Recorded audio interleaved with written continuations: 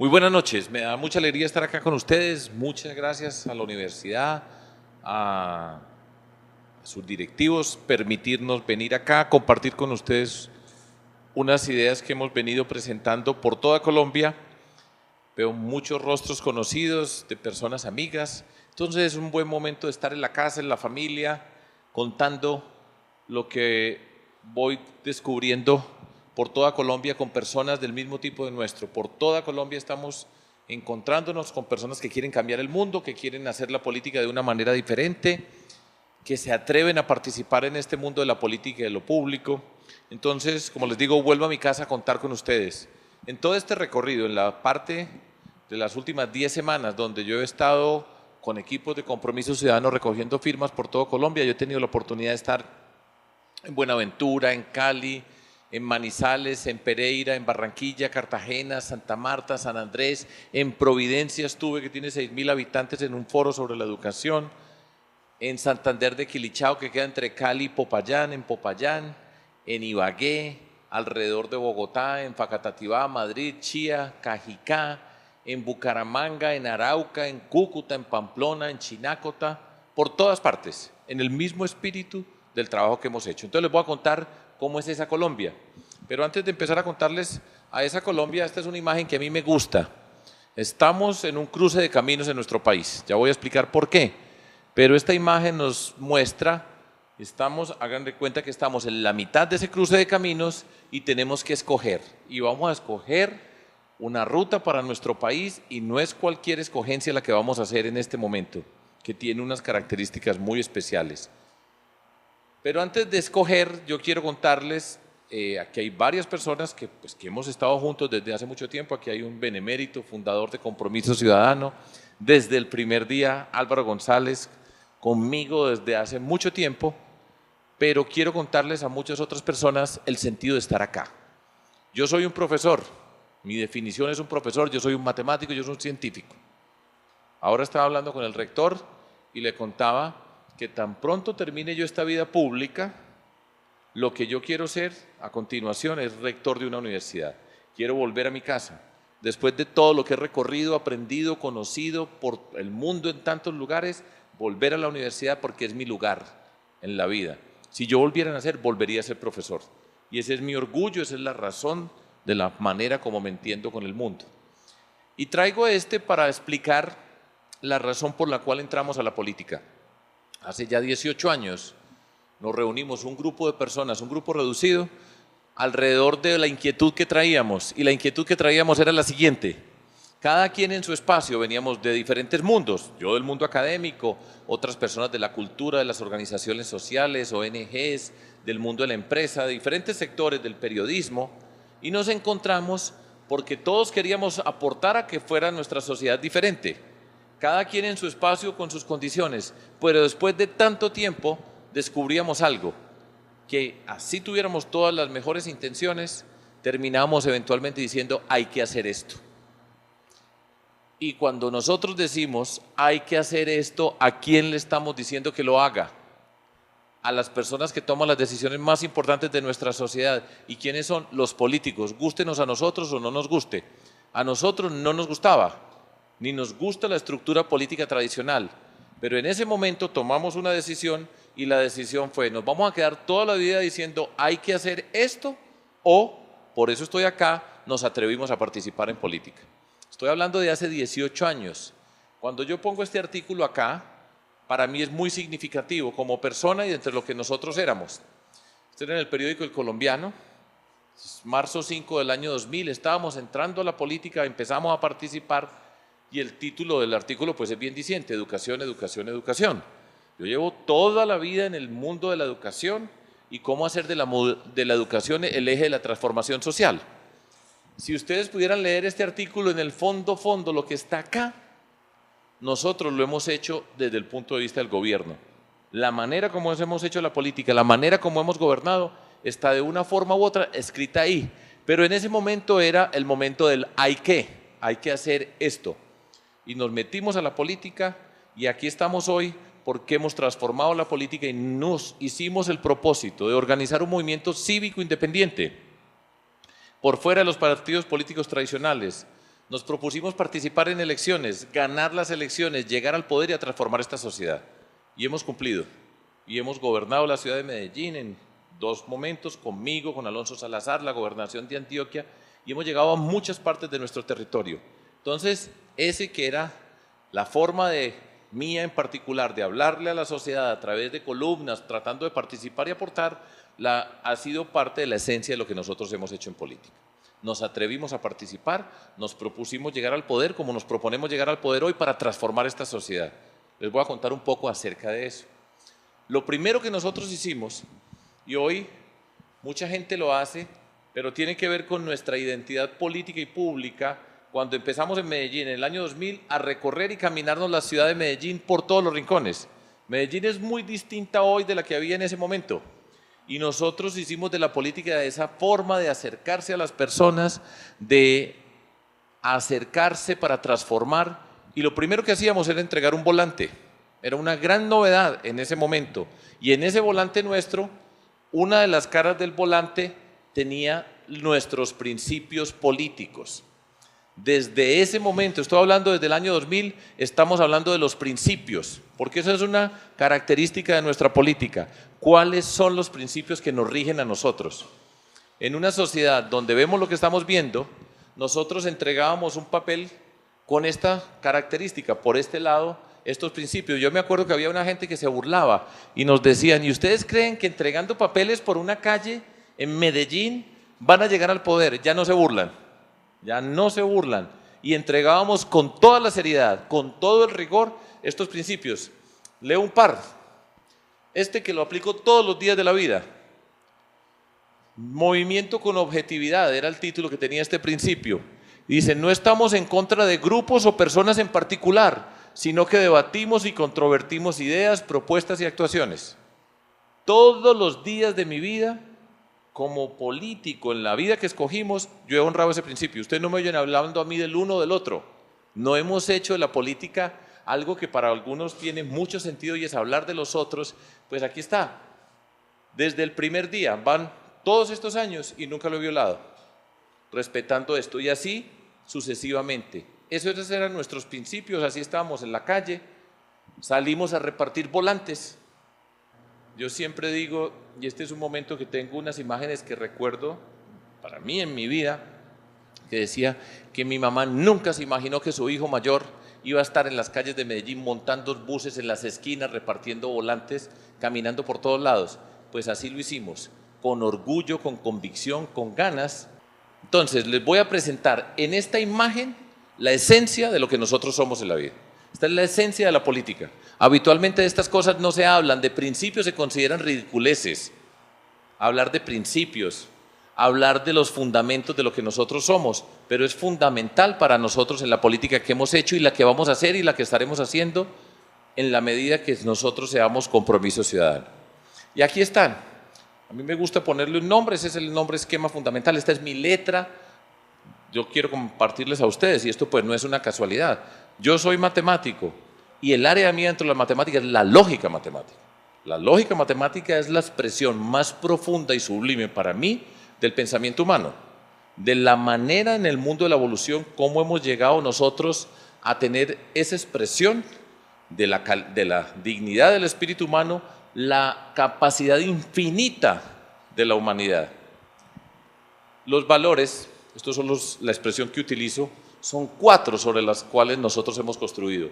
Desde la dignidad, tú y yo somos igualmente valiosos como seres humanos. Suena muy simple y todo el mundo habla de dignidad. Viva de acuerdo a la dignidad en sus actuaciones y en la política. El respeto, el reconocimiento y siempre le hemos apostado a las capacidades de las personas y de las comunidades. Eso es fundamental para entender lo que hemos hecho. Todo lo que nosotros hacemos tiene un hilo conductor a través de todo este tiempo y es mágico ver cómo pasan las cosas en la sociedad. Todo esto lo hago yo haciendo una reflexión con todo lo que hemos construido con tantas personas. Ha sido un aprendizaje maravilloso durante 18 años. El principio fundamental, aquí está la clave, son los medios los que justifican el fin, en contraposición con el fin justifica los medios. El fin justifica los medios es la esencia de una buena parte de nuestra sociedad donde está la trampa, donde está la ilegalidad. Eso significa, el fin justifica los medios, significa que no importa el camino que se escoja, lo importante es llegar y no importa de qué manera se llega, donde el todo vale, la cultura del atajo, donde el vivo vive del bobo. Esa está asociada con esa expresión, el fin justifica los medios. Yo recuerdo una expresión, y estoy hablando aquí en Antioquia y es en nuestra tierra, que es la que yo quiero como parte de Colombia, como persona que soy, pero había una frase muy tenaz, voy a ver si la puedo decir bien, y se señalaba en muchos espacios de lo que ha ocurrido para nosotros, donde la mamá, que es una figura muy importante en la cultura antioqueña, le dice a su hijo, mi hijo, vaya y consiga plata de manera honrada, o si no, consiga. Ahí está detrás de todo esto, el objetivo es una cosa y nosotros en buena parte de nuestra cultura en Colombia se ha roto un sentido de la ética y ahí es donde está la profundidad de la falla sísmica ética que tiene Colombia. Nosotros decimos son los medios los que justifican el fin. ¿Eso qué quiere decir? Que la manera como nosotros llegamos al lugar donde queremos llegar es la que nos va transformando y es la que le da sentido al lugar que nosotros queremos llegar. Nuestro propósito no es ganar las elecciones por ganar. Nuestro propósito es recorrer un camino que nos vamos transformando, que va transformando la sociedad de manera que cuando nosotros llegamos nos transformamos y le dimos valor al lugar donde nosotros llegamos. Mañana van a ver cómo se aplica esto en el contexto de la política y lo público. Y la riqueza de todo esto, después de todo, es lo que nosotros hemos construido en términos políticos y públicos es la mayor riqueza que se puede conseguir y se llama confianza. La confianza con plata, a todo lo que tiene precio lo compran. Todo. Y ya hemos visto qué significa tener precio. Pero confianza no le venden a nadie. La confianza es una construcción. Cuando uno sabe que son los medios los que justifican el fin, sabe que la riqueza más grande que se puede construir es la confianza. Y la confianza para mí está expresada en esta pequeña fórmula.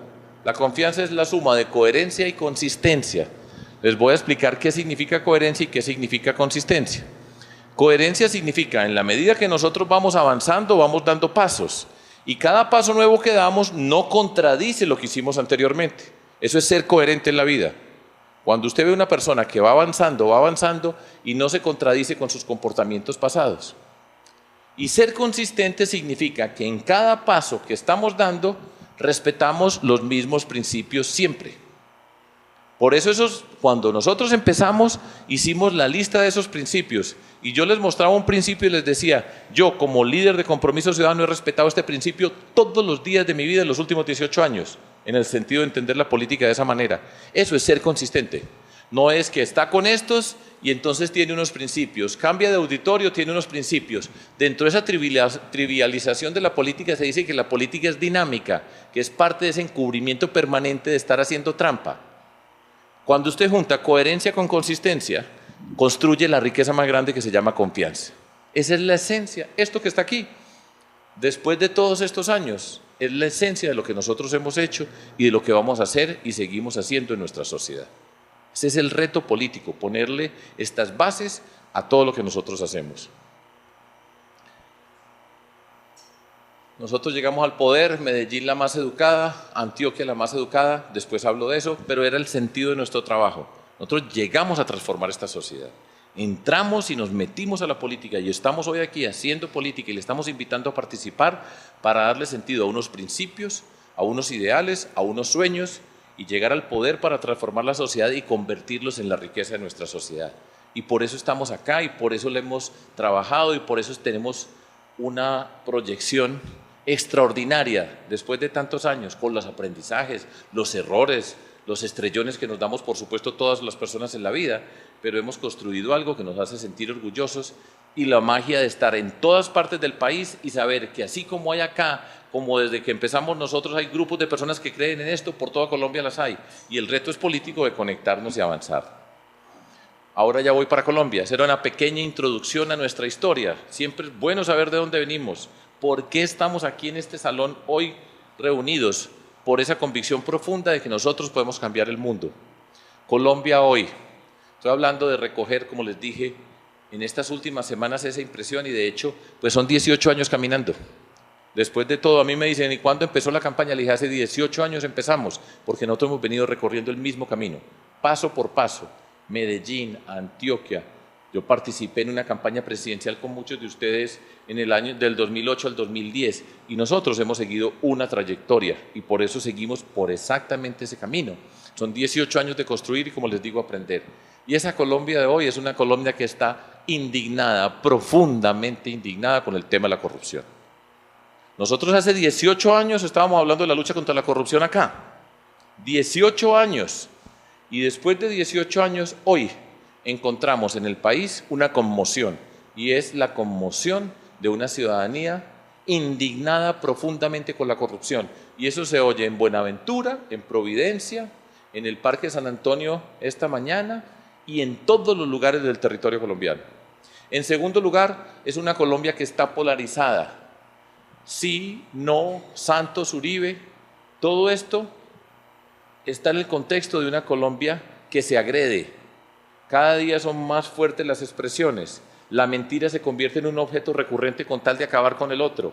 Y va creciendo esa forma de tratarnos o de tratarse algunos en nuestra sociedad, polarizar.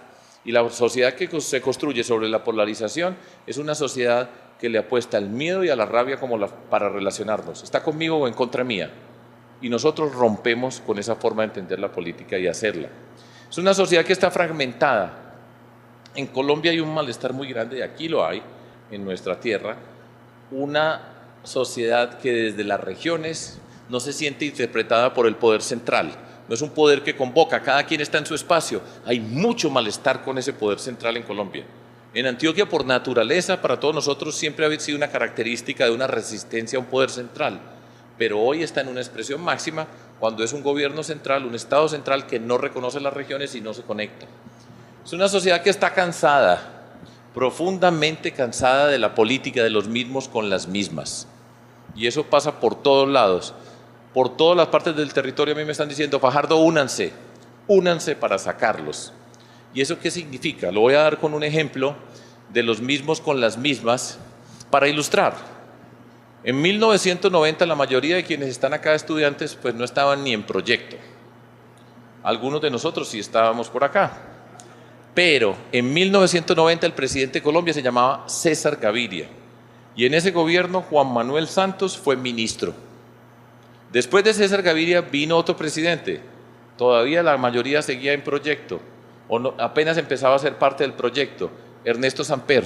En ese momento hubo un grupo de personas en Colombia que querían tumbar a Samper.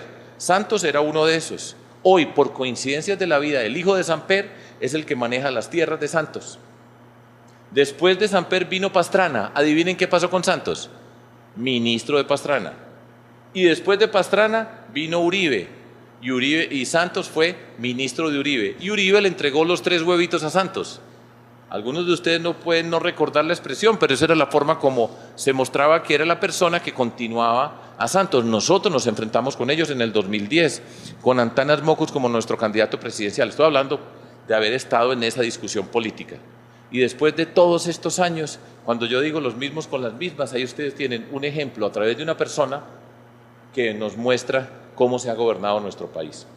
Hemos vivido en un país que tiene 16 años, a nosotros ya se nos olvidó lo que significaba tener presidentes por 4 años.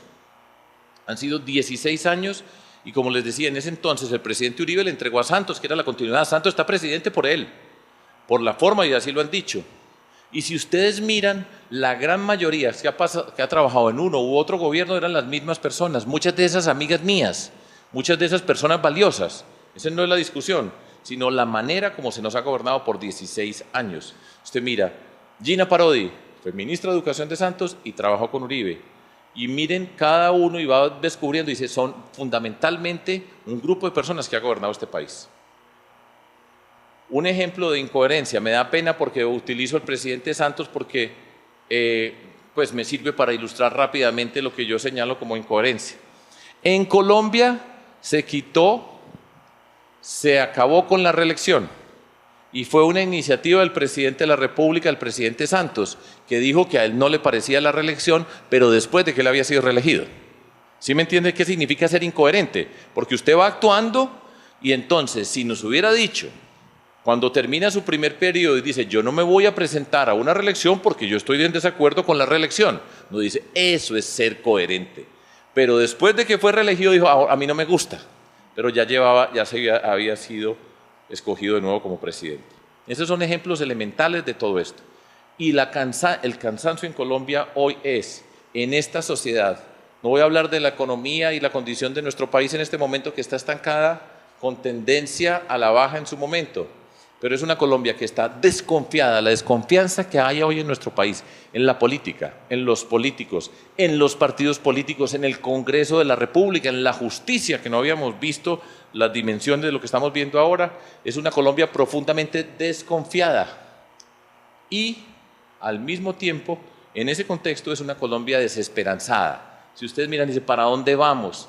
Todas las encuestas dicen la gente no sabe para dónde va, hay una desconfianza, hay un miedo con ese futuro y todo eso se convierte en un malestar. Esa es la Colombia que nosotros tenemos hoy y esa es la que nosotros vamos a llegar al poder. El próximo presidente de Colombia llega el 7 de agosto del 2018 a manejar un país que tiene que hacer una reforma pensional, una reforma a la salud, una reforma a la política, una reforma a la justicia. No he hablado todavía de los acuerdos de paz. Y no he mencionado la palabra educación, ciencia, tecnología, innovación, emprendimiento y cultura, son solo 4 años. O sea, vamos para una situación la más difícil que haya enfrentado un presidente en Colombia. Es la más difícil.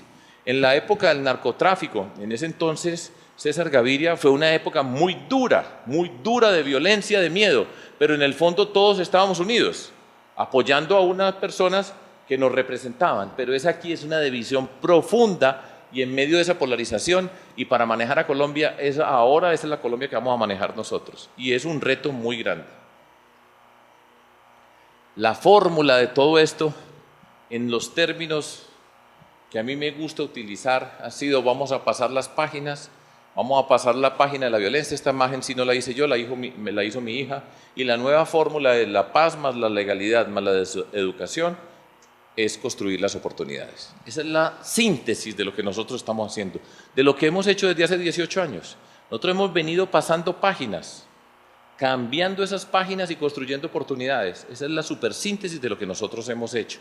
Y voy a mirarlo un poco en el contexto del país. Yo no estoy presentando hoy el programa de gobierno, estoy presentando las bases de la manera para relacionarnos con Colombia, los conceptos fundamentales que nos muestran y me permite compartir con ustedes lo que nosotros pensamos y sobre lo que nosotros construimos. El primer punto para esta etapa de Colombia se llama la reconciliación. Piénsenlo en estos términos. Nosotros estamos pasando unas páginas que ya están llenas. En Colombia no nos cabe una letra más en la página de la violencia. La sabemos todas, en Antioquia las hemos visto todas, las violencias posibles, aquí en nuestra tierra. Nosotros que somos orgullosos de nuestra tierra, aquí se han escrito unos capítulos de horror en las últimas décadas. Estamos avanzando y eso es nuestro orgullo también, ser capaces de avanzar. Pero entonces piensen en estos términos, estamos pasando unas páginas y la reconciliación es garantizar que no se nos devuelven las páginas, que cuando las pasamos es como si le pusiéramos una piedra acá encima para que no se nos vayan a devolver y quedemos en la misma página. Desde esa perspectiva, 3 puntos, los acuerdos de paz. Nosotros, y estamos en una universidad que le apuesta a la paz. Esa fue la información que me dieron y aquí hay una convicción acerca de la construcción de la paz. Y nosotros le apostamos a los acuerdos de paz. Y yo explico por qué le apostamos a los acuerdos de paz. Primero, por convicción profunda de que la manera como se resuelve un conflicto, una vez que se resuelva dialogando, tenemos una sociedad muy diferente a la que se resuelve en términos militares y se termina con la destrucción. Esa es una. Y la segunda, la violencia que nosotros tenemos en nuestro país, esa violencia profunda que nosotros tenemos, sin duda, tiene una raíz muy grande asociada con los grupos guerrilleros desde hace más de 50 años. Todo avance que nosotros tengamos en sacar esas raíces de la violencia se tienen que convertir, si nosotros somos inteligentes, en oportunidades para avanzar como sociedad. Eso es por convicción y por experiencia, porque nosotros sabemos y hemos visto cómo se construye la paz.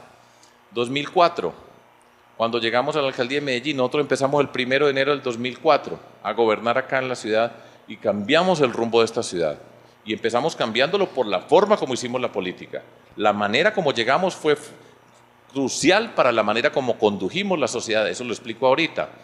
Pero a nosotros nos tocó un proceso de reinserción. El presidente Uribe había negociado con los grupos paramilitares y de autodefensa una desmovilización. Nosotros en primera instancia no estábamos de acuerdo con ese proceso, pero una vez que ganamos las elecciones dijimos vamos a hacer lo que funcione. Y nos propusimos, en lugar de ponernos a pelear con el gobierno, a encontrarle todos los problemas, que es muy fácil encontrar problemas, los matemáticos sabemos resolver problemas y sabemos armar los problemas que usted quiera, pero nos propusimos hacer el proceso de reinserción y trabajamos con el señor que conducía todo esto, que se llama Luis Carlos Restrepo, y trabajamos con el gobierno y trabajamos de manera constructiva y mostramos cómo se puede adelantar un proceso de reinserción. Más difícil, muy difícil. Más miedosos, no es posible encontrarlos. Dificilísimo, eso nos pone enfrente del miedo, de la rabia, de todas esas emociones que hay cuando hemos tenido la violencia que hemos tenido. Es que nosotros sabemos qué significa todo eso. Son un montón de contradicciones, es dificilísimo hacer un proceso de paz. Hacer otras cosas es relativamente fácil. Hacer un proceso de paz y un proceso de reinserción, complicadísimo. 4.500 en Medellín, solamente en Medellín. Para que ustedes piensen en términos numéricos, son 6.500 en Colombia, regado en 26 zonas. Nosotros terminamos con 4.500 aquí en Medellín, no más. Pero nos propusimos hacer que funcionara. Y entonces diseñamos un proceso que tiene atención psicológica a cada individuo, que tiene la atención social en su familia y en sus comunidades. Diseñamos procesos de educación a la medida de lo que había pasado con todas las personas y empezamos a hacer una transformación de la ciudad. Y al mismo tiempo, y esto es crucial y no se está haciendo, estábamos interviniendo con todo ese grupo de jóvenes que estaba a punto de entrar a la violencia, porque usted saca uno y entra otro y se lo reemplaza. Con todos esos jóvenes que estaban a punto de entrar, una colección de acciones sociales para prevenir la entrada al mundo de la violencia. Y de esa manera nosotros avanzamos de forma extraordinaria aquí en Medellín. Aprendimos. Hay unos que se quedan toda la vida en el mundo de la criminalidad, tenga la certeza de que así pasa. Pero yo tenía un problema de este tamaño y lo reduje a un problema de este tamaño. Vamos avanzando. Y se puede hacer. Es difícil, repito, dificilísimo. Pero si nosotros tenemos la convicción de hacer lo que funcione, si nos concentramos en trabajar en los factores que tienen que ver con esa violencia, nosotros somos capaces de transformarla. Entonces, cuando yo hablo de que creemos en un acuerdo de paz, creo por convicción profunda, pero por experiencia profunda, porque nosotros lo hemos hecho. Igual seguimos avanzando en la gobernación de Antioquia. En la gobernación hicimos el programa Preparémonos para la Paz y vamos llegando a las comunidades. Por eso yo creo profundamente en avanzar en los acuerdos. Ha cometido errores los que quiera, empezando por uno, porque el presidente, y es una responsabilidad del presidente de la República, no hicieron la pedagogía de la paz. Y cuando no hay pedagogía, cuando no se nos explica qué es lo que está pasando y cómo lo está pasando, pues la gente queda en el vacío. Y eso es muy importante para la sociedad, eso lo hemos hecho nosotros siempre. Siempre explíquele a las personas. Por supuesto, yo soy un profesor de matemáticas, creo en el poder de la explicación. Cuando uno se preocupa por explicarle a las personas, le está mostrando respeto, le está mostrando reconocimiento. Y si usted explica bien, la sociedad entiende. Y si uno anticipa los problemas y le va diciendo a las personas qué es lo que puede pasar, la mayoría responde de manera positiva. Eso ha sido un error monumental y no se ha hecho todavía. Y nos va a tocar hacerlo a nosotros el año entrante, en el proceso de llegar a los territorios para ir construyendo la paz. Pero se ha perdido mucho tiempo. Y hoy, una de las cosas que más me preocupa a mí en Colombia, lo que está pasando, son las noticias que nos dicen no están haciendo bien ese proceso con los grupos. Entonces oímos de deserciones y oímos que el Estado no está llegando a ocupar el territorio donde estaban los guerrilleros. Si no se hace eso bien, fíjense que no estoy hablando ni siquiera de los acuerdos, si los cumple o no los cumple, que es una de las discusiones que se dan, sino que estoy hablando de la implementación. Si no lo hacemos bien, vamos a tener muchos problemas en nuestro país. Y estoy hablando desde la experiencia de nosotros aquí, en nuestra casa, donde lo hemos visto. Un proyecto profundo de cultura ciudadana. Después de todas estas décadas, con una sociedad que nosotros hemos tenido, donde los protagonistas han sido guerrilleros, paramilitares, narcotraficantes ilegales y corruptos. Todas las personas que estamos aquí sí ya no importa la edad, todos hemos crecido en una sociedad donde esas personas han sido protagonistas de nuestras vidas.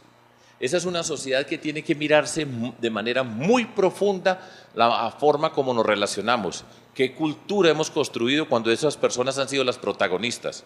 Y eso nos afecta profundamente y para enfrentar esa cultura donde está la violencia y la ilegalidad como parte de nuestras raíces, para eso el antídoto se llama la cultura ciudadana, la pedagogía cívica, de la convivencia, que entre otras cosas nos permite a nosotros aprender a ser diferentes sin ser enemigos. En Colombia no somos capaces de ser diferentes sin ser enemigos. Aquí es diferente, enemigo, enemigo, agresión. Y nuestra historia siempre nos está mostrando cómo la violencia física se ha convertido en una forma de pasar de la agresión verbal a la violencia física en minutos. Esa es una parte de nuestra historia dolorosa. Y en esa cultura que les decía, del vivo vivo del bobo, donde la trampa se convierte en un mecanismo permanente de relacionarnos, donde no se respetan las normas, donde está todo eso, nosotros tenemos que hablar de una cultura de la legalidad. Y esa es la manera de llegar desde las familias, las escuelas, el contexto grande, a hacer una pedagogía de sociedad para cambiar. Esa es una buena oportunidad que nosotros tenemos. Y la siguiente tiene que ver con la seguridad ciudadana. Estamos cerrando un capítulo y esperemos que con el ELN termine bien, de nuevo por convicción, por principios y por experiencia. Pero aparecen otras formas de la violencia en Colombia. Entonces se da el fenómeno de la extorsión, del narcotráfico, de otra criminalidad. Y tenemos que estar muy atentos para garantizar la seguridad de las personas, que entendamos hoy, en contraposición con lo que nos tocó a nosotros, donde había una violencia de origen político, ideológico, acá es una violencia ciudadana que nosotros tenemos que entender muy bien, entender que la seguridad es un derecho y empezar a enfrentarla desde ahora para que no vaya creciendo otra vez otras violencias en Colombia y volvamos a escribir otra página de la violencia. Eso hace parte de la reconciliación. Tiene que ver los acuerdos, la pedagogía que nos transforma y evitar las nuevas formas de violencia. Esta era la violencia del pasado, que la transformamos en acuerdos. Repito, la pedagogía que nos transforma el espíritu y evitar que volvamos a escribir otra página en ese sentido. Eso se llama la reconciliación. A continuación, voy a hablar de corrupción. Y voy a ponerles acá unas imágenes antes de hacer una reflexión acerca de la corrupción, pues que está de moda. Entonces, el titular de un artículo en el periódico El País de España, la versión digital, lo escribió Marín Mircela, y dice: corrupción y transparencia, enemigos íntimos. La lucha contra la corrupción tiene que convertirse en una cuestión de ética y de actitudes y no solo de reglas. Yo creo profundamente en eso. Eso es lo que nosotros hemos hecho. Todo este tiempo nosotros le hemos apostado a lo que dice esa frase de este señor que no conozco, pero que capta en forma muy sencilla lo que pretendemos. Y aquí quiero presentarles un párrafo, una respuesta de un señor que se llama Andrés Hernández. Él es el director de la organización, la ONG en el mundo que tiene la mayor visibilidad, responsabilidad y credibilidad en el tema de la lucha contra la corrupción, que se llama Transparencia Internacional. Esa es la ONG del planeta que tiene el liderazgo acerca de la lucha contra la corrupción en el mundo. Andrés Hernández es el director en Colombia de esa ONG. Y a él le preguntan cuáles son las principales formas de corrupción en el país. En el país es en Colombia. Y él responde: la primera y quizá la más grave es la forma como se accede al poder en Colombia. Esto tiene que ver, por ejemplo, con la manera en la que se gestionan y se financian las campañas políticas y con el hecho de que aquellos que llegan a cargos de poder se dedican a devolverles el favor a quienes lo financiaron. Acá encontramos el primer círculo vicioso entre el acceso al poder, la forma en que se utilizan los recursos públicos y el ejercicio de la corrupción. Yo estoy totalmente de acuerdo con esto que dice acá.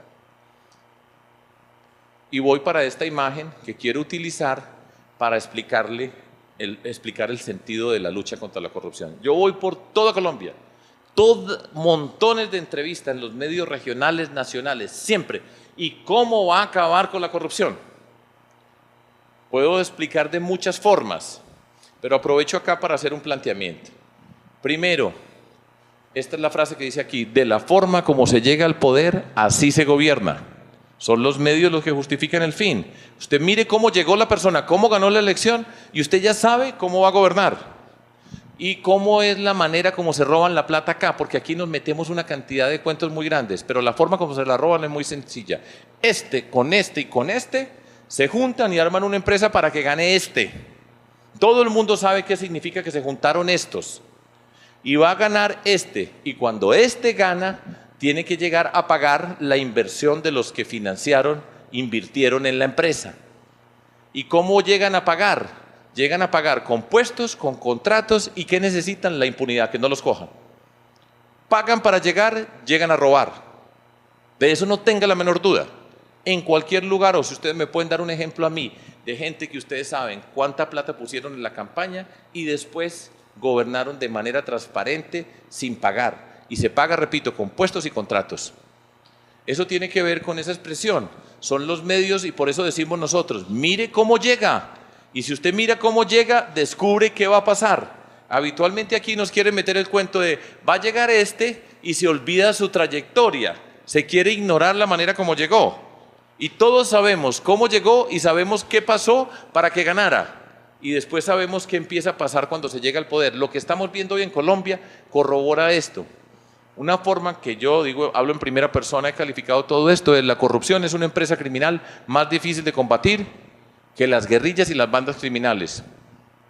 Dentro de todo esto, dentro de toda esta expresión que tenemos acá, ustedes van a ver a los más corruptos de los corruptos, vamos para campaña, liderando, entre comillas, la lucha contra la corrupción. No se les mueve una pestaña. Ustedes han visto un corrupto de esos que nos aparecen de vez en cuando en televisión, con ojeras, con los ojos llorosos, despeinados, que miren a las cámaras y le digan, yo tengo una vergüenza muy grande, qué pena lo que yo hice. Ni uno, van todos elegantes. No he visto uno con ojeras y están supuestamente en prisión. Ni uno con los ojos llorosos, nadie, todos van compuestos, como decimos nosotros acá, o se decía antes, como unas uvas, ¿sí? Con su tremendo abogado al lado, Orondos, y van a enfrentar a la justicia. Y ese es el malestar de la ciudadanía cuando dicen, y a uno le dicen, hagamos como en Singapur, que le corten una mano a los corruptos, que pena perpetua, que un montón de cosas, que es el síntoma, la expresión de ese malestar que produce ver unas personas donde no hay disuasión social, se han robado lo que se han robado y van orondos, porque tienen su tremendo abogado que les va a reducir las penas, que va a negociar de manera tal que eventualmente llegue rápido a la casa por cárcel y de pronto salir para disfrutar la plata que se robaron. Ahí está. Y nos meten el cuento, y aquí la Facultad de Derecho, y ahora estaba hablando con el rector y con algunas de las personas, el reto ético que tienen las facultades de Derecho. Estoy seguro que muchos de ustedes están estudiando Derecho. Y el Derecho está bajo la mira de nuestra sociedad. Lo que está pasando es una vergüenza para nosotros como sociedad. Entonces, ¿de qué manera vamos a enfrentar todo esto nosotros?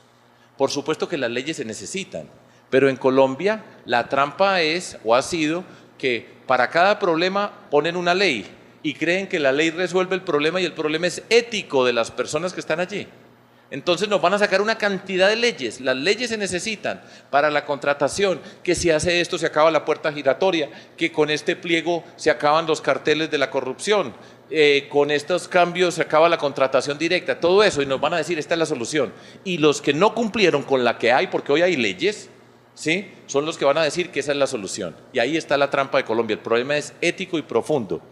Entonces, cada que estamos hablando con eso, a mí me preguntan, diga cómo va a resolver el problema de la solución, y le digo, muy fácil. Nosotros tenemos la solución para enfrentar la corrupción. Y es, primero, no pagamos un peso por un voto. Primer punto. Entonces me miran atónitos. No pagamos un peso por un voto y después, cuando llegamos al poder, ni un puesto ni un contrato para un congresista. ¿Por qué esa es la solución? Yo soy matemático, yo no soy abogado, pero yo sé cuál es el problema para llegar. Pagan para llegar, nosotros no pagamos para llegar. Y los que pagan para llegar, puestos y contratos, con impunidad. Nosotros, si no pagamos, podemos gobernar con transparencia y podemos hacer la gestión pública de una manera totalmente diferente. Ahí está la solución. Y de esa manera se puede hacer. Lo hicimos en la ciudad de Medellín. Yo fui alcalde de Medellín y no hay un solo concejal que pueda decir que nosotros le dimos un puesto, un contrato. No hicimos coalición, aquí hay mucha gente que sabe de la política, no hicimos una coalición para que nombraran esta persona en la Contraloría, porque el primer anillo es, necesitamos el Contralor, para que el Contralor no nos vea, necesitan la impunidad, empieza con el Contraloría y Personería, y de ahí para adelante van subiendo. Ya vimos lo que pasa con las Cortes, ya descubrimos en el país que en las Cortes también están ayudando para que los procesos no se los apliquen. ¿O ustedes creen que el fiscal anticorrupción se volvió corrupto cuando conoció al gobernador de Córdoba? Por supuesto que no. Eso era un corrupto que sabíamos, no sabíamos. Imagínense ustedes, para que vean el derecho y lo que tienen que reflexionar ustedes, y discúlpenme que me use expresión, pero está el derecho, la ética de los abogados está bajo cuestión hoy en Colombia. Cuando nos dicen además que a ese señor lo escogieron porque él fue el único que pasó el polígrafo entre 8. Yo le dije, ¿cómo estarán los otros 7 escondiéndose si ese fue el que pasó el polígrafo? Calcule cómo serán los otros si ese fue el criterio para escogerlos. Entonces tenemos ese reto muy grande. Y les decía, ni un puesto ni un contrato, no hay un diputado, no hay un concejal que pueda decir que nosotros le dimos, cuando yo fui gobernante, un puesto, un contrato a cambio de nada. Pero a todos los invitamos a participar. Dime, ¿usted qué representa? ¿Cuáles son sus ideas? ¿Cuál es su proyecto como persona? Y a todos, independientemente de cómo haya sido la campaña, a todos igualmente los respetamos, lo respeté yo como persona. Y usted puede aportar con sus ideas y su capacidad que tiene, pero aquí no hay nada para negociar. Y esa es la ruptura política que nosotros hemos hecho. Cuando yo digo, vamos sin puestos, ni un puesto ni un contrato para un congresista, y me oyen en estos términos, dice, es imposible, así no se puede. Y les pongo 2 ejemplos, y disculpen que me extienda un poco en este punto como me estoy extendiendo. Un ejemplo, le decía yo a un grupo de empresarios que me decían, no, eso suena muy bien todo, pues sí, claro, no pagar por un voto y no dar puestos ni contratos a los congresistas, pero no es eso es imposible, porque utilizan una palabra muy elegante, la gobernabilidad, que es el mecanismo de la trampa, eso después se llama mermelada, que es otra forma de decir, todos los puestos del Estado colombiano tienen dueño, y este político es el dueño de esto, y es el de esto, y es el de esto, y así se están robando la plata en Colombia. Quitémonos esa máscara.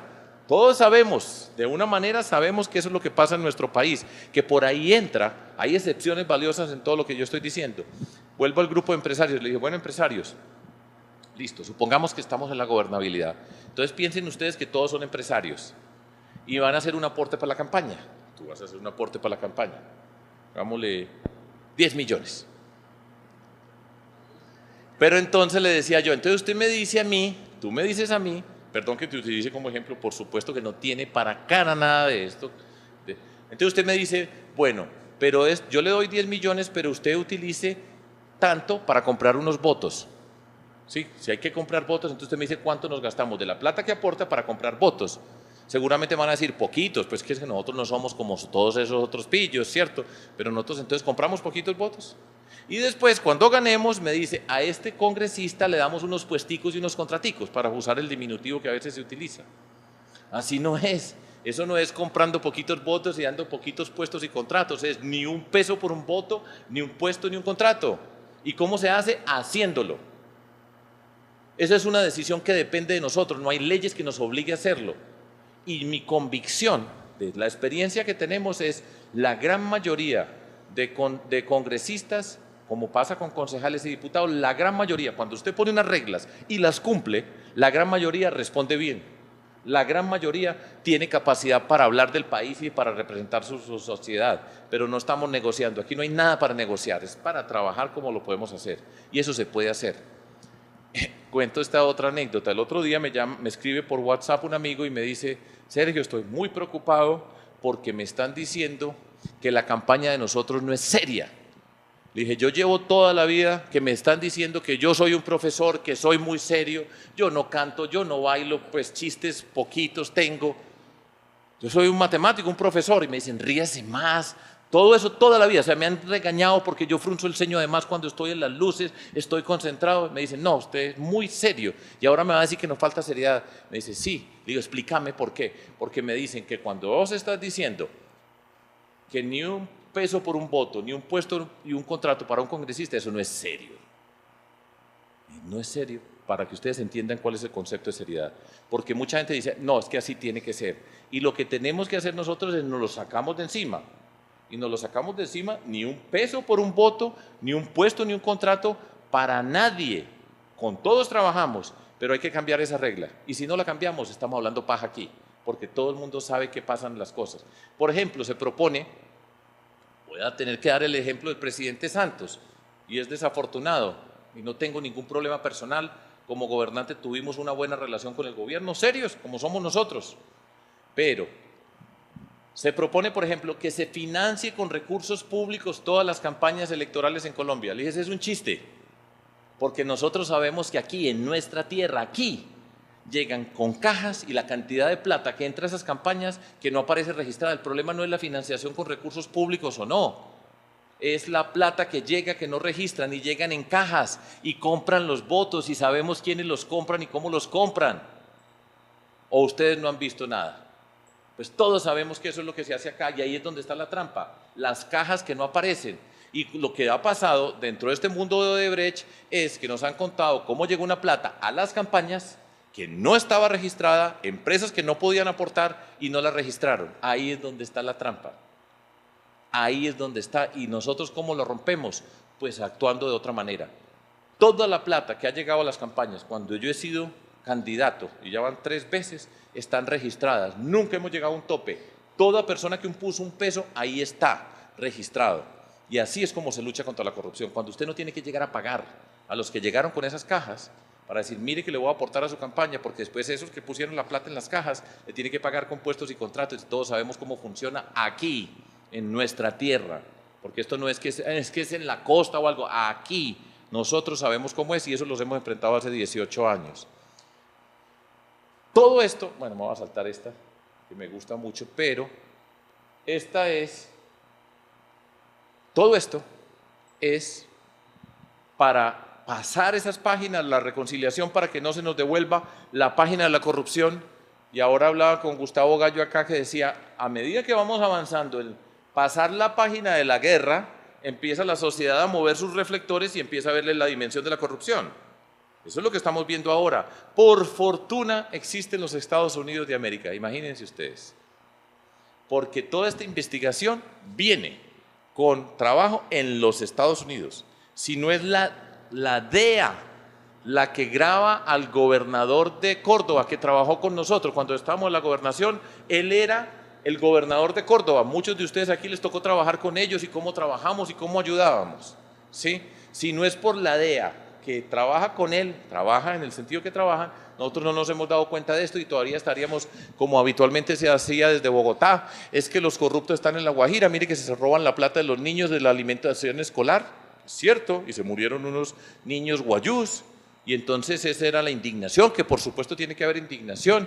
Y después dicen, no, y se la roban en el Chocó, entonces La Guajira, en el Chocó, en Buenaventura, por todos los lejos se la roban. Y esa era la imagen, los ladrones están en las regiones. Y descubrimos con todo esto que los ladrones, los que valen plata en dólares, estaban en el centro. Entonces, todo esto que estamos haciendo es para avanzar y para escribir una página nueva. Todo lo que nosotros hemos hecho en política y en lo público es avanzar, llegar al poder de una manera diferente para gobernar de una manera diferente y escribir una página distinta. ¿Y esa página cómo se escribe? Educación, ciencia, tecnología, innovación, emprendimiento y cultura. Le estamos apostando a las capacidades de la gente. Las personas, ahí es donde nos transformamos. La riqueza que nosotros tenemos es el talento que hay por todo Colombia. Por todas partes tenemos talento de personas y comunidades. Pero lo que no nos hemos dado la oportunidad es que ese talento se transforme para convertirse en riqueza. Y esta es la apuesta por eso, y eso fue lo que hicimos en Medellín y hemos hecho en todo momento en Antioquia para transformar esta sociedad, porque vamos a escribir una página nueva. Vamos a cambiar de protagonistas, guerrilleros, paramilitares, narcotraficantes, ilegales y corruptos, han sido nuestros protagonistas, y vamos para una página distinta, maestras, maestros, innovadores, emprendedores, científicos que descubren el uso de la tecnología, de qué manera nos acercamos con la cultura para la transformación. Ahí es donde se construyen se desarrollan las capacidades que tienen las personas. Y esa es nuestra apuesta, pasar para avanzar, para construir un país distinto. Y la sociedad construye la esperanza cuando somos capaces de darle sentido a todo esto, para luchar contra las desigualdades sociales profundas que tenemos en Medellín, en Antioquia y en Colombia, desde las personas a los territorios. Todas esas desigualdades nosotros le apostamos a las capacidades para hacer la transformación, para construir un modelo de desarrollo diferente, donde el tema ambiental es la condición inicial para el desarrollo que viene a continuación, para cambiar por una política donde la locomotora minera era el principal punto para la transformación de la sociedad, para construir una sociedad donde está el conocimiento, la innovación, la capacidad de la gente, para hacer un modelo de desarrollo de esa manera. Para, por ejemplo, avanzar en el tema del desarrollo rural, que es una de las oportunidades gigantescas que tenemos hoy en Colombia.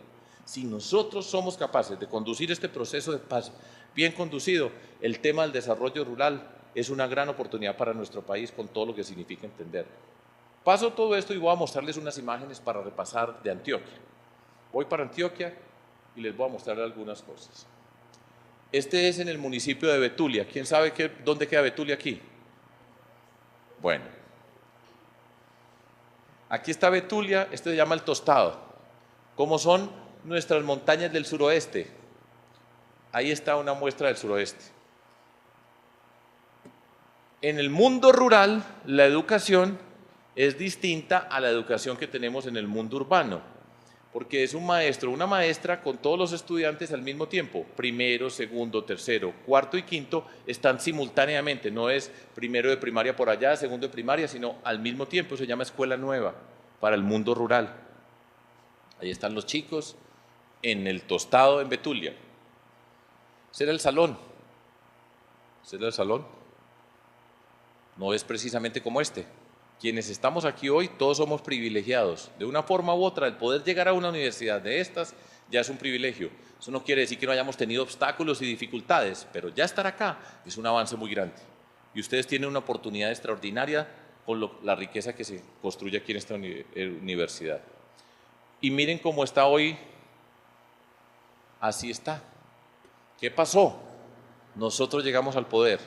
¿Y qué hicimos? Transformamos ese lugar y lo convertimos en esta escuela, bonita, elegante. Miren ustedes, estas son las imágenes de los niños, las niñas, ahí está la maestra y el maestro en esa escuela.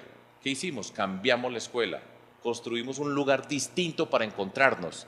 Eso es una vereda pequeñita, con un número muy reducido de estudiantes. Miren los rostros de estos niñitos, si nosotros nos miramos acá, es lo mismo, ahí estamos la mezcla que somos nosotros, unos somos más oscuros que los otros, en todos los tonos, ahí están, niñitos de Antioquia, de Colombia, porque así son por todo nuestro país. Pero ¿qué hicimos? Cambiamos y ya hacemos de la escuela el eje de la transformación. Es en la escuela donde empieza a llegar el cambio a Betulia y al Tostado. Entonces hacemos una escuela bonita, elegante, digna, para decirle a la sociedad, en este lugar es donde nos transformamos. La maestra y el maestro viven allá, porque en el mundo rural tienen que tener su habitación en la escuela donde dictan las clases. Ahí viven, y es una vivienda, pues elegante su cuarto. Y la Junta de Acción Comunal y todos ellos empiezan a reunir en este lugar y hacemos el sitio para la transformación. Que no sea el paramilitar, el guerrillero o el corrupto el que era el personaje de referencia en nuestra sociedad, sino vamos a hablar de la maestra y el maestro. Allá llegamos con el programa para mejoramiento de la calidad de la educación, con las maestras y los maestros en la educación rural, y llevamos todas las herramientas que tenemos que llevar a ese sitio. ¿Qué hicimos? Llegamos nosotros al poder y le damos sentido a ese poder para empezar a transformar. Y empieza desde la dignidad del espacio, y así la comunidad se va transformando. ¿Cuál es el orgullo de una familia que ve que su hijito y su hijita va a un lugar bonito? Pasa de ese colegio que tenían a este lugar. Ese es un mensaje potente de la sociedad, que le estamos diciendo, vamos a pasar de página, vamos a cambiar de protagonistas. Miren más cosas de nuestra tierra. Esto es en Yarumal, Cedeño. ¿Quién sabe qué es Cedeño? ¿Alguien ha ido aquí a Cedeño? ¿Alguien ha ido? Seguro que no, porque allá no podía entrar. Ahí quedó la escuelita. Bonita, elegante, sencilla, pero digna. Esos tienen, ¿se acuerdan que lo primero que yo puse aquí en el esquema fundamental aquí decía dignidad, respeto, reconocimiento y capacidades acá? Esto se llama dignidad. Y rompemos con esa idea, y eso lo hemos hecho, que por el hecho de que las personas sean humildes, cualquier cosa que le des ganancia. Falso. Nosotros hacemos lo más bello para los más humildes y empezamos a construir la dignidad de las personas. Estos chiquitos están con su uniforme, son poquitos, empiezan de nuevo a ir a la escuela, allá llevamos la alimentación escolar y vamos haciendo desde la escuela el espacio para la transformación. En esa época allá era el terror, el miedo de salir, y vamos encontrándonos desde otra perspectiva, pero nos vamos encontrando con la educación. Sigo. Voy para bien lejos. Aparte de Rafael Nanclares, ¿quién ha ido a Peque aquí? Porque trabajaba en la gobernación menos uno. Si no, no hubieran ido. Yo no había ido a Peque antes de ser gobernador. Cuando íbamos a ir en la campaña me dijeron, no le garantizamos la seguridad, porque nosotros íbamos por tierra. Peque queda en la Quinta Porra. Queda entre estas montañas y ustedes miren esas carreteras para llegar a Peque. Vamos para Peque. Atención, vamos a llegar a Peque, Antioquia. Yo me divierto mucho porque en toda Colombia yo le pregunto a la gente, ¿quién ha ido a Peque? Y no han oído el nombre y la gente se queda callada y yo les digo, no puede ser. Ustedes no han ido a Peque, no saben qué es Peque. Y la gente siente como una culpa, le digo, no se preocupen que nadie sabe ni en Antioquia. Miren que estamos en Antioquia y aquí han ido a Peque porque trabajaron en la gobernación de Antioquia fundamentalmente. Vamos para Peque, ahí está Peque. Esos son montañas. Para llegar a Peque por esas montañas de nosotros es impresionante. Ellos dicen, nosotros somos la verdadera capital de la montaña, no es Medellín, es Peque, miren lo que son montañas. Y es muy lindo, pero para llegar allá, pues imagínense cómo es esa vía entre Uramita y Peque. Yo no sé cuántas veces le han empezado.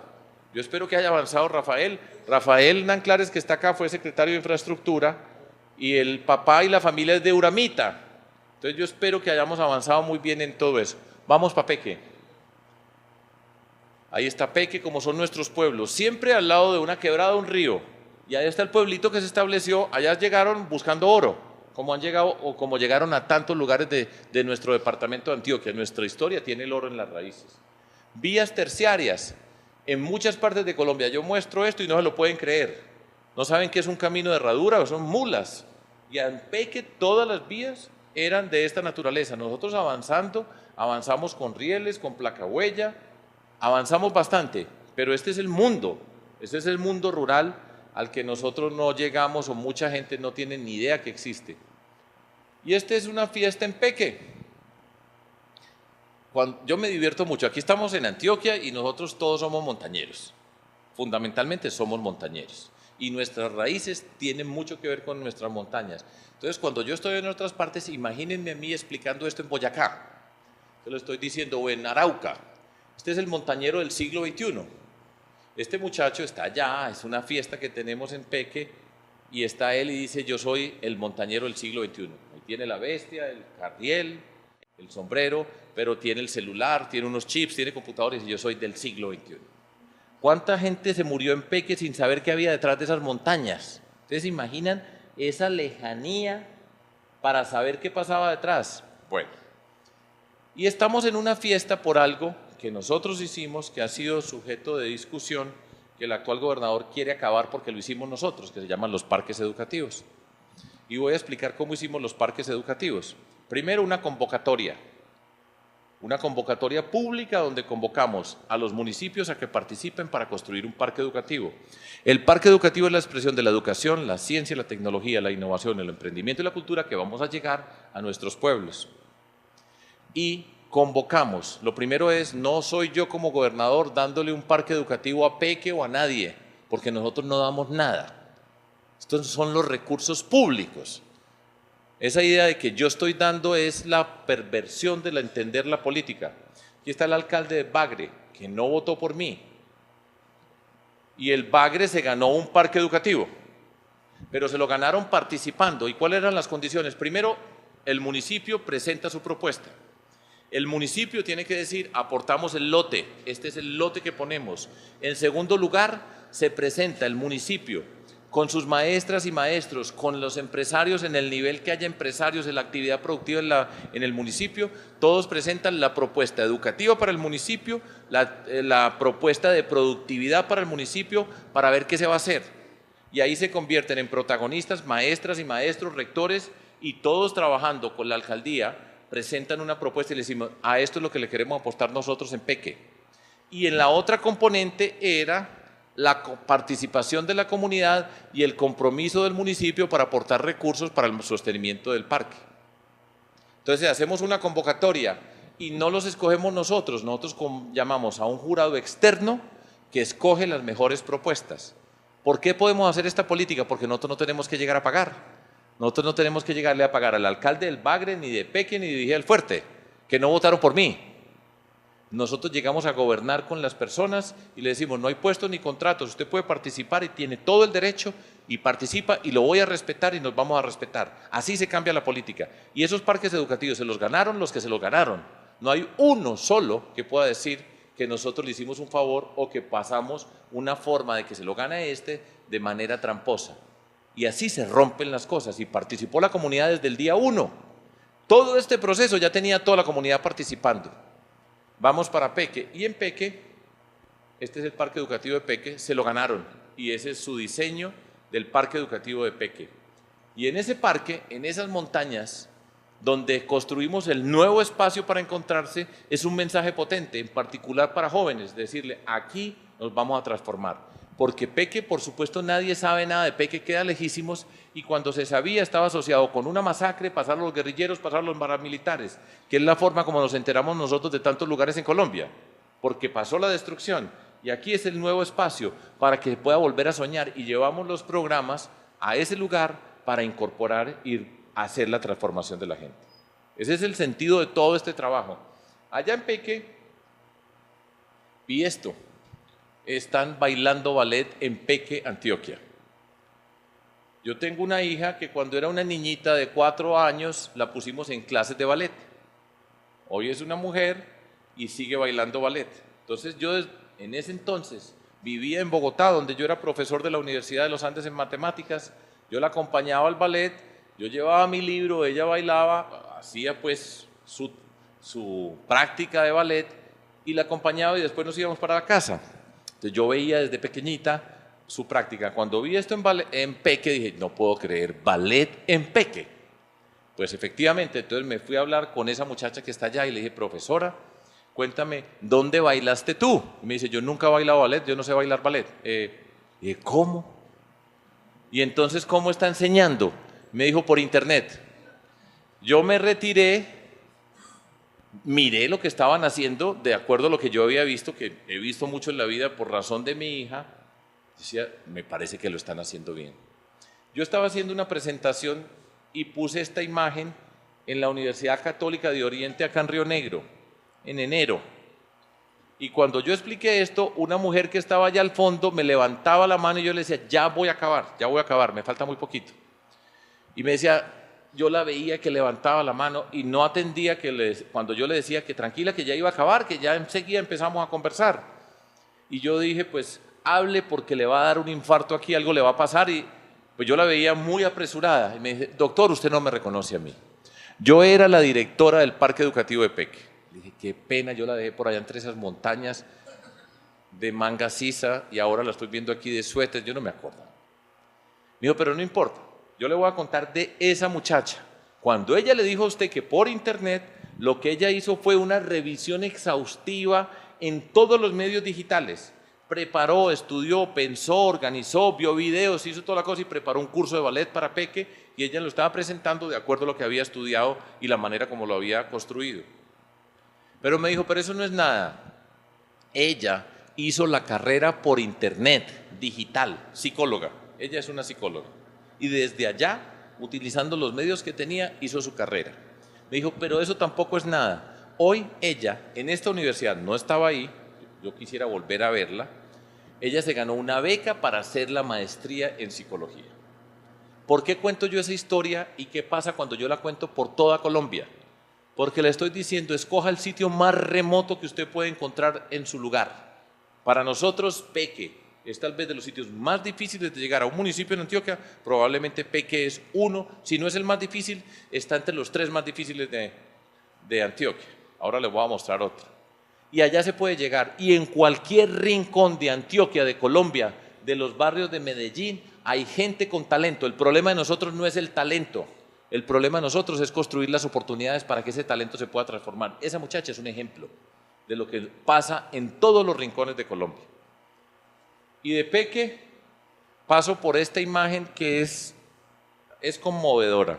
Estamos en Pueblo Bello, corregimiento de Turbo, Antioquia. Yo pregunto, si yo les digo a ustedes Urabá, ¿qué imágenes les viene a la mente? ¿Qué palabras se les viene a la mente? Violencia, banano, masacres. Eso es lo mismo en toda Colombia. Así como nadie sabe qué es Peque, cuando yo digo Urabá es violencia, banano, masacres. Esto es en Urabá, en Turbo, un corregimiento de Turbo. Acá está Santiago Londoño, nuestro secretario de gobierno en la gobernación de Antioquia, y nosotros llegamos a este corregimiento. En ese corregimiento, en 1994, un señor antioqueño que tenía una finca en los límites de Antioquia y Córdoba, cerca de San Pedro de Urabá, a ese señor dijo que le habían robado 43 vacas.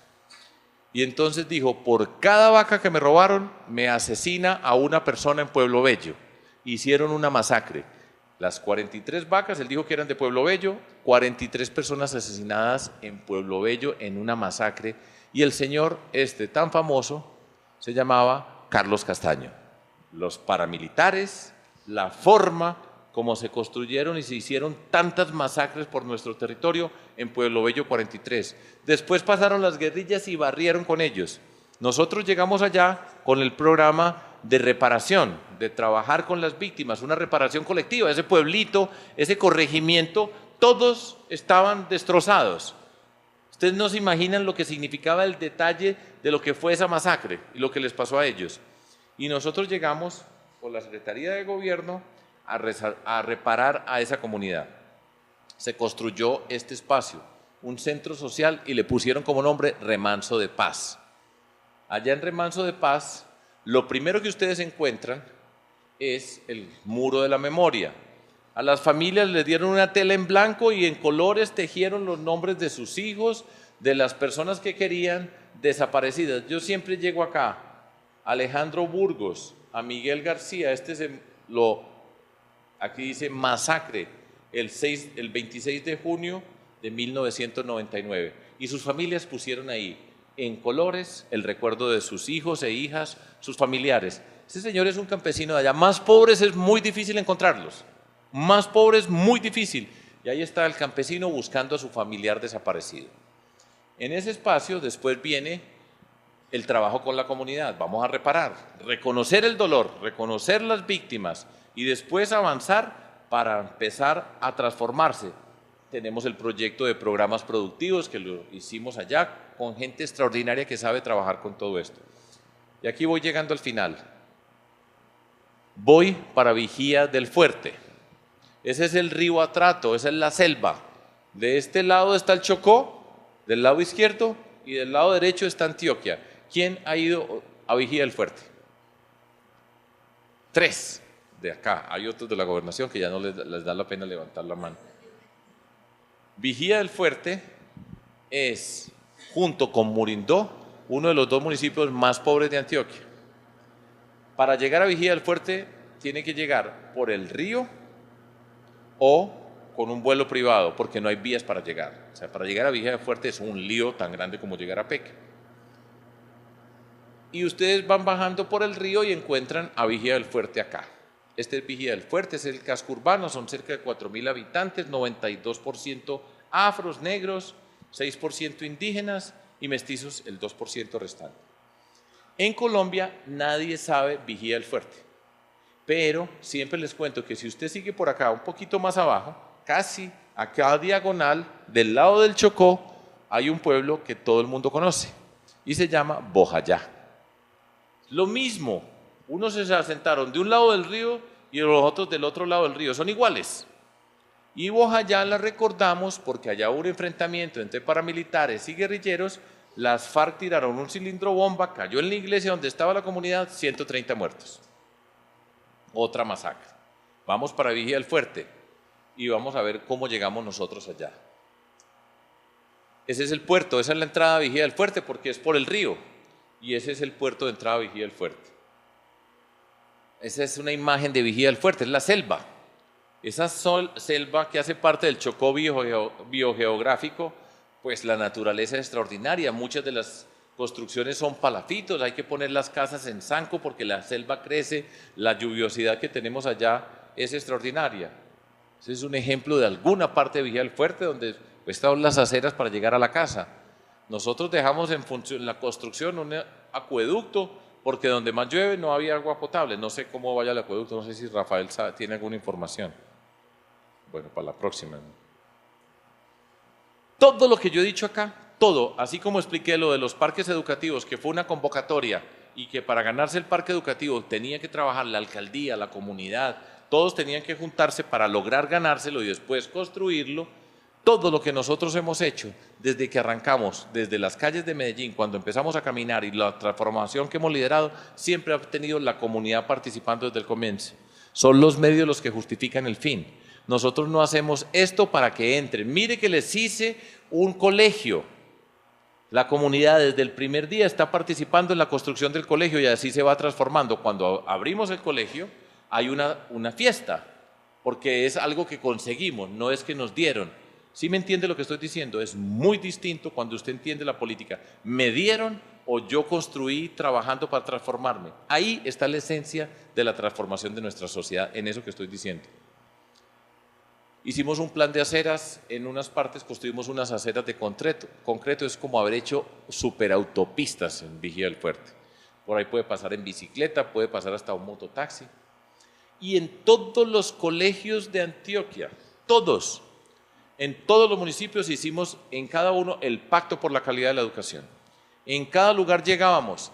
¿Qué vamos a hacer? ¿Cómo es la educación en Vigía del Fuerte? Más pobre de Antioquia, y la educación, si nosotros miramos por los parámetros tradicionales, pésima. ¿Qué hacíamos nosotros? Estamos muy mal en todo. ¿Qué hacemos? Pues trabajar.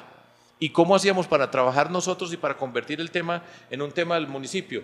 Aquí está la alcaldesa, el equipo de la alcaldesa con nuestro equipo de educación y en cada colegio un pacto por la calidad. ¿Y qué hacíamos? Llamamos, ¿dónde están las maestras y los maestros? Aquí están, la rectora. ¿Dónde está la alcaldía? ¿Dónde está la gobernación? ¿Dónde están las familias? Esta es la situación que tenemos hoy aquí en Vigía del Fuerte, en este colegio. ¿Qué vamos a hacer? Vamos a mejorar, nos vamos a poner un reto. Y entonces identificábamos el reto y cada quien, ¿usted cómo responde para ese reto que tenemos acá para mejorar? No es que me va a llegar el gobernador a resolverme el problema, ni me sentaba yo allá a esperar a que Gina Parodi nos dijera qué teníamos que hacer en Vigía del Fuerte, sino ¿usted cómo responde? ¿Usted cómo responde? ¿Usted cómo responde? ¿Cómo trabajamos todos? Tenemos un reto conjunto y vamos a mejorar. Y empezamos a avanzar. Yo no sé cuánto tiempo nos va a tomar para que en Vigía del Fuerte salgan las mejores personas en matemáticas en Colombia. Pero nosotros empezamos a hacer la transformación cuando convocamos a toda la comunidad a decir, aquí vamos a trabajar juntos. Y nos poníamos unos retos. Y de esa manera en todo ese pueblo estaban hablando de educación, lo que nunca les había importado, nunca. Pero nosotros lo convertimos en un tema de transformación de la comunidad. Siempre donde nosotros fuimos estaba la fiesta de la educación. Siempre ese mensaje. Yo siempre como alcalde, como gobernador, siempre yendo a una institución educativa, siempre con maestras y maestros al lado, siempre con rectores. Estamos diciendo a la sociedad, estos son los protagonistas que nosotros queremos. Y es una validación política. Cuando el gobernador llega a algún lugar y a lo donde va es al colegio, estamos dando un mensaje a todos esos niños, esas niñas, a todas esas comunidades. Peque se ganó un parque educativo, Vigía del Fuerte se ganó un parque educativo. Este es el parque educativo de Vigía del Fuerte. Es en la selva. En Peque está entre las montañas. Ustedes vieron con piedra, concreto y vidrios. En la selva, físicamente en la selva, es otra construcción. Lindísimo. Elegante. Ese es el salón para la comunidad. Si no lo cuidan, este y el de Peque, como ha querido hacer la gobernación de Antioquia, se caen todos. El que no lo cuiden se cae. Si esta universidad no la cuida, se cae. Y allá está ese parque lindísimo, elegante para una comunidad que jamás en su vida había soñado que podía tener un lugar de esta naturaleza. Ese fue el día de la fiesta de inauguración.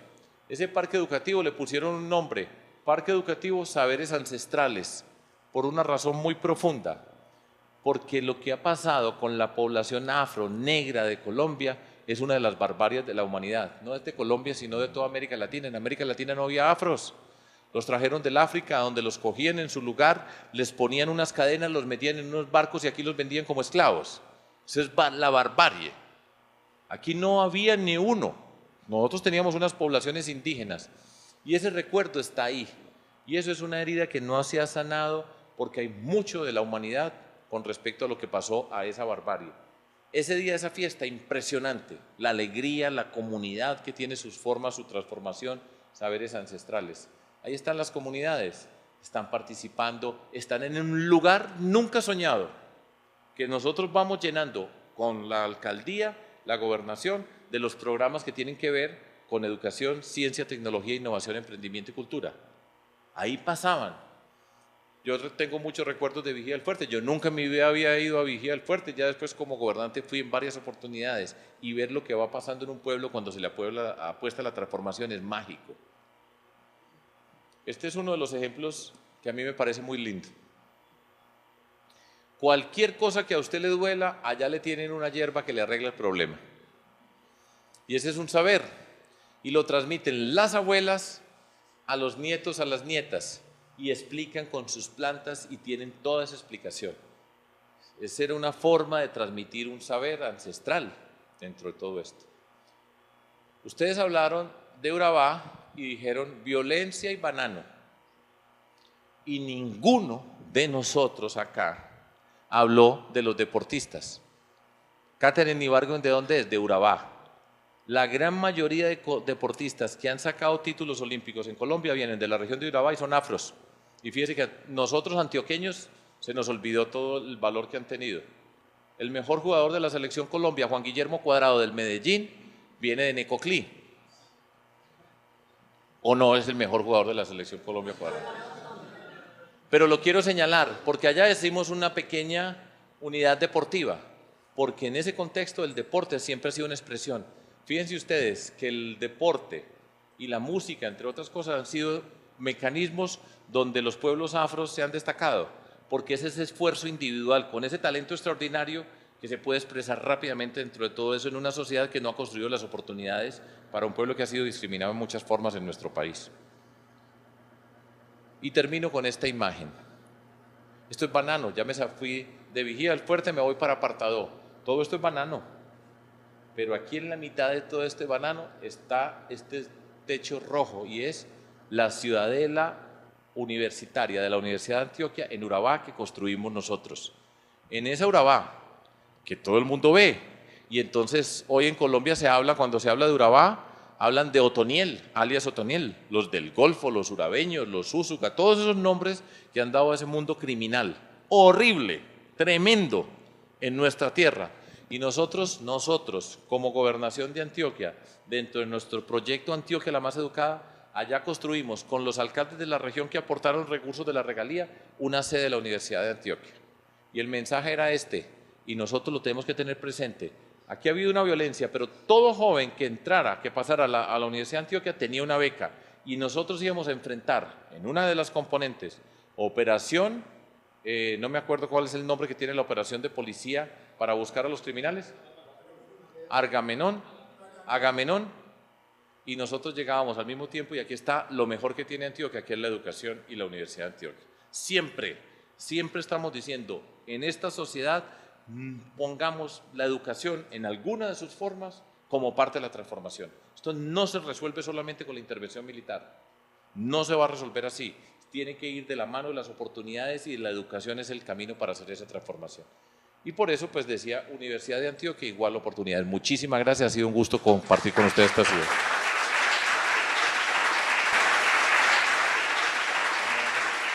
Gracias.